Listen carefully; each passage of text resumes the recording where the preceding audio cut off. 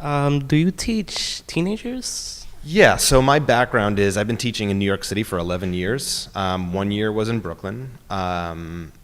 For 4 years, I taught in Manhattan, and for 6 years, I taught in the South Bronx. I've only taught high school. Before I became a teacher, I studied teaching in college, and so I was in elementary schools and middle schools, but most of my experience has been in high school teaching teenagers. At my first high school, where I was there for 6 years, the school was like 93% girls.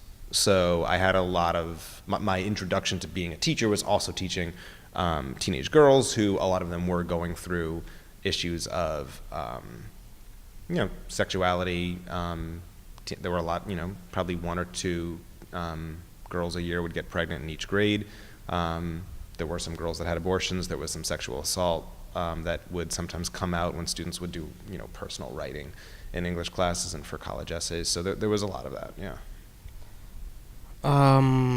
You said like the demographic of like every high school, like one high school, like was like there like a specific thing that happened like when like they I don't even know where I'm going with this question. So you've been teaching for 11 years. Have you noticed different trends in sex education since you started teaching? No, I've been pretty disappointed with sex education since I've been teaching. I mean, it happens in health class, and every time I've heard of students talk about health class, or I've just happened to be in the room when a class for health is happening, it's been really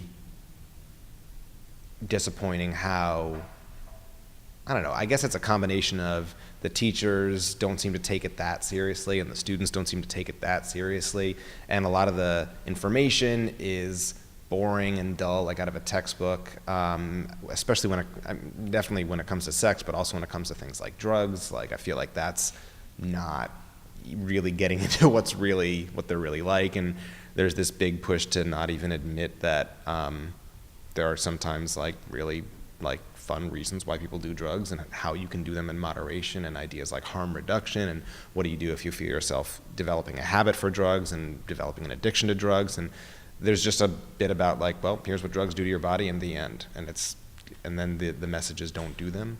And I think that there's a lot of sex education where the messages don't have sex and none of these bad things will happen to you, and there's not really any discussion on how complex the situation is and how it's like really hard to make these decisions, especially in the moment, when sex is happening. Like, it's hard to control yourself, and so I think getting students to be real and get real personal in health class, especially with sex ed, would be useful, because when you kind of stay too far away from the topic, students don't really connect with it, and then when they do get real, it's with their friends out on the street or not in school, and a lot of misinformation gets passed around. You said like a lot about like teachers is not taking it serious and like students are not taking it serious. Like, do you believe that they're gonna take it serious when something happens to them and like the consequences catches up to them, or like something else would happen? I don't know if you necessarily need that. I mean, I've seen students in my history class take history seriously, but they're never going to use it. They just take it seriously because the thing that I happened to do made it kind of come alive for them and made them really connect with it. So I think it's even easier with a health class. I mean, sex is something that, for the most part, most students are going to do, and they're probably going to do it more than once. Some of them have already done it by the time they take a health class. So I think if you allow students to feel like they're in a safe space and talk about it, they'll latch onto it more. But it's hard because a lot of the teachers who teach health, most of them are gym teachers, and they went to school to be a gym teacher.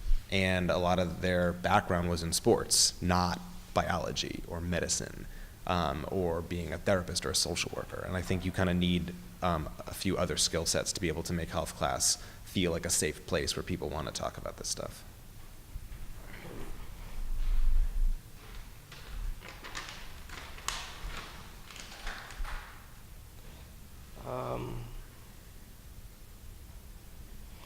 How do you think issues at home affect their precipitation Perception. perception of sex ed in classes? sex ed classes? I don't know. I mean, you'd have to have students going home and telling their parents about what they learned in health class. And then their parents would have to say something like, I disagree, and then it would have an impact. But I don't know, do students go home and talk to their parents about everything they learn in school?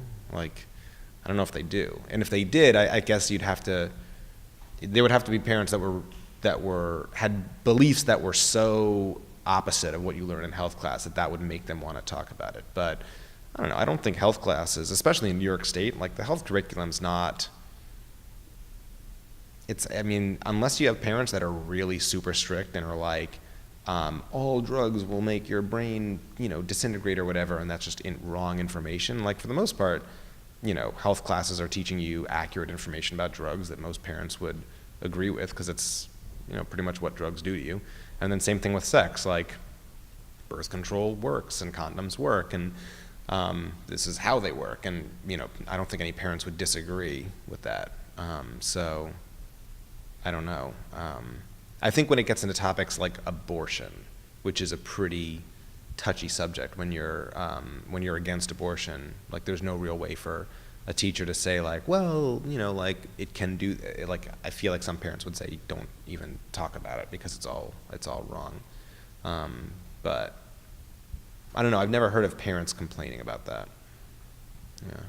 I've got one question. So you were talking about the taboos behind sex education, a lot of stigmas that come with, even having a dialogue with a younger parent or to be soon a parent about sex education. How have you noticed these kinds of stigmas and taboo affect this dialogue over like your teaching career?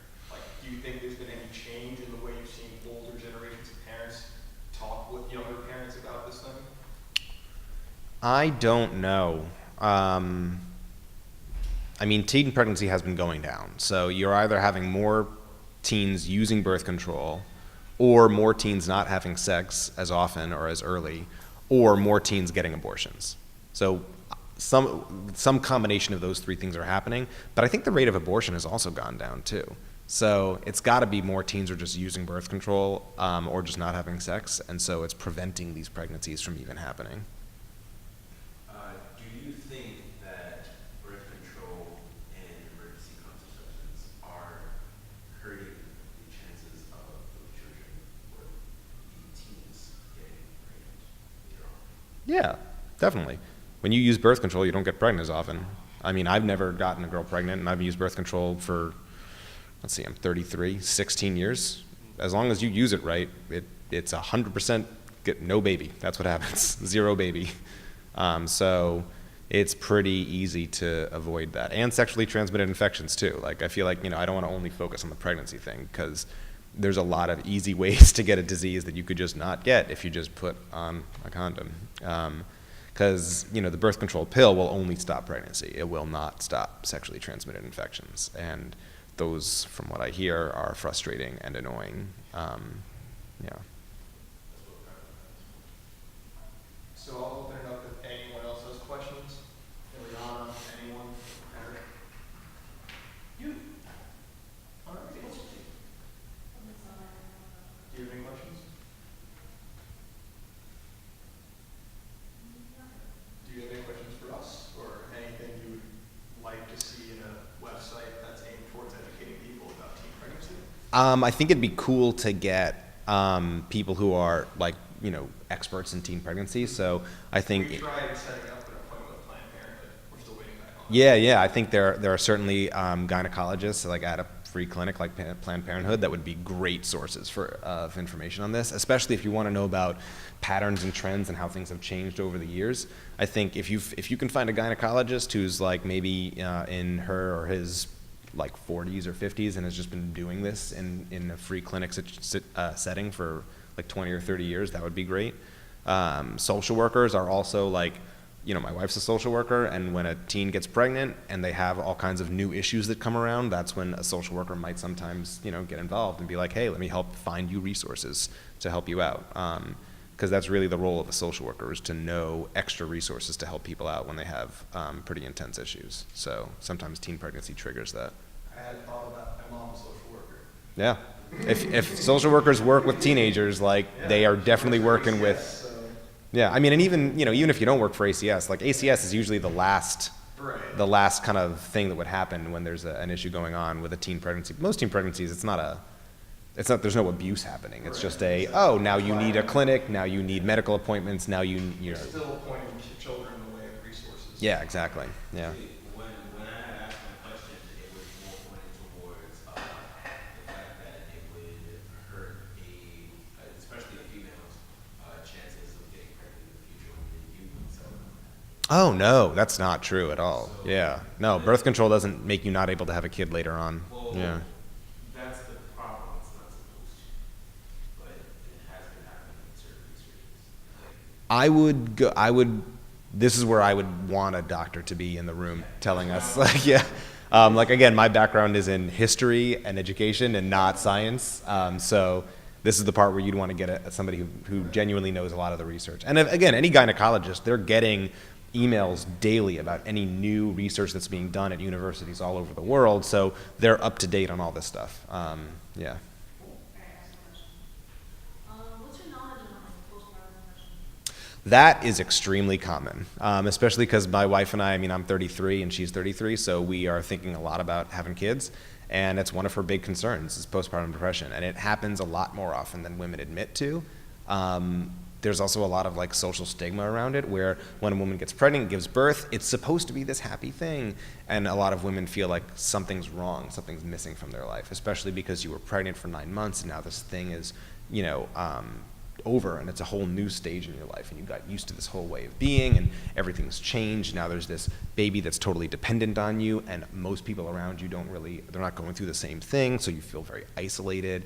You can't really be away from your baby for more than like 2 hours because it has to, unless the kid can't breastfeed, like it's got to breastfeed. So it's hard for a lot of new moms, and it's really common, and moms don't want to talk about it, and so a lot of times they keep it to themselves. But I've had a lot of friends who have gotten pregnant and had kids in the last few years, and just looking at, they're pretty open and honest people, but they're constantly posting things on Facebook and talking about it, that postpartum depression is real and it happens, and moms shouldn't be ashamed of it, but yeah. Another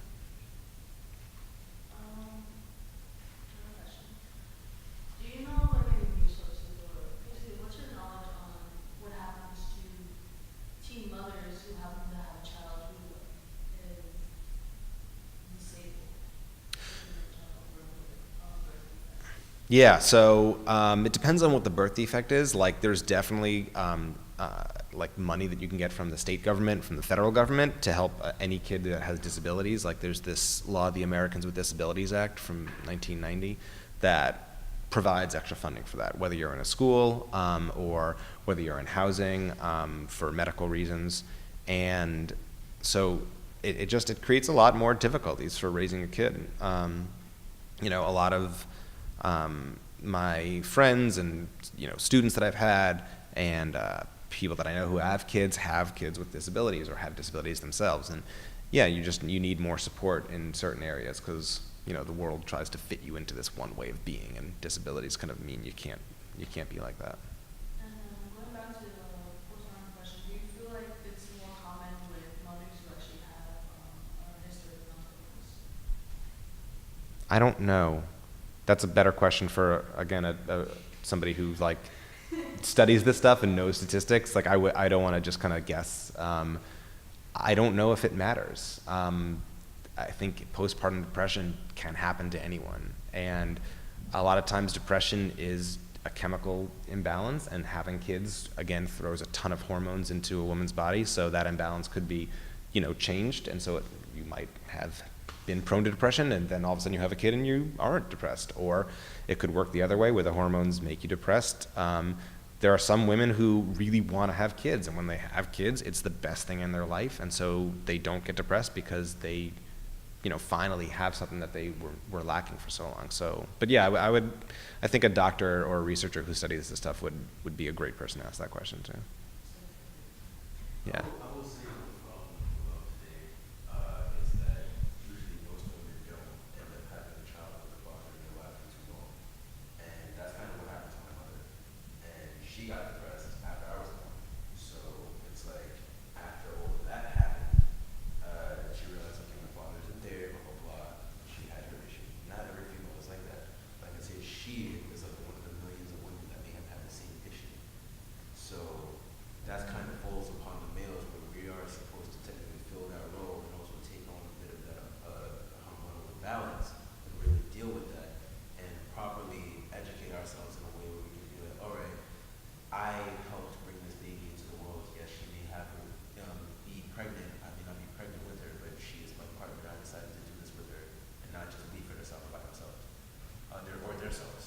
Yeah, I mean, it's really the way you think about it. Like, do you think that when a girl gets pregnant, she's pregnant, or is it two people who are pregnant, right? Like, because there's a lot of, I mean, any time a pregnant woman has a support network, it can work out. Like, I don't want to always say like, well, if a girl gets pregnant and she doesn't have a husband, or the baby's father isn't there, like, well, she's screwed. I don't think it always works out like that. I think that if you have a support network of people around you who are willing to help out, and friends and family that you can be honest with, that can help you with caring for the kid and buying the kid stuff that they need, and you have stable housing, and you can still continue to live your life and do your work and go to school and do whatever it is that makes you feel happy and fulfilled besides being a mother, then that can really help. But yeah, having the dad in the life is super important. That's why it's just my situation. I know thousands of other kids that have this kind of situation because I'm technically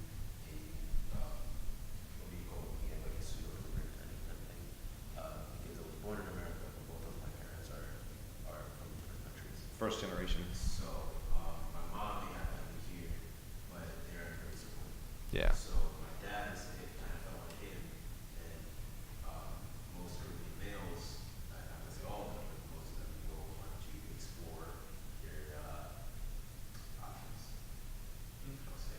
Yeah. So But yeah, I mean, I've seen kids who have two parents that are at home and they're just really bad at being parents. Like, they don't care, they don't want to be parents, like, they are mean to their kids, they seem like they're mad about the fact that their kids exist, they are irresponsible with money, they don't have stable housing. And then I've seen parents where it's just one mom or one dad raising a kid, and they say, look, my life kind of has to be second to my kid's life, and whatever I got to do to make this kid be stable and fed and clothed and happy and asking questions and finding the best resources and activities to make them the person they want to be, that can work out too. So I don't really want to make, I feel uncomfortable making generalizations about like how a family should look, because not only can anything happen, but it really is about how much do you devote your life to your kid. Like, that's why I haven't had kids yet, because I haven't felt like doing that.